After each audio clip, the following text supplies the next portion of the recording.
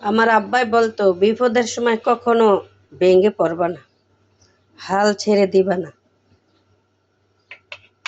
মনের ভিতরটা একেবারে ভাঙতে দিবা না, শক্ত থাকবা, আল্লাহর উপর ভরসা রাখবা।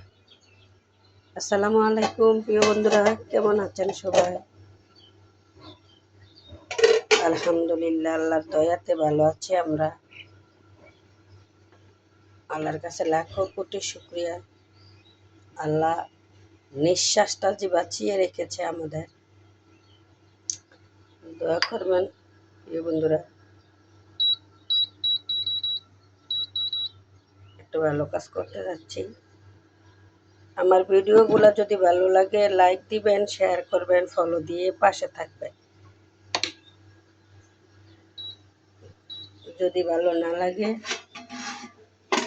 সুন্দর সুন্দর কমেন্ট করবেন। আল্লাহ হাফেজ।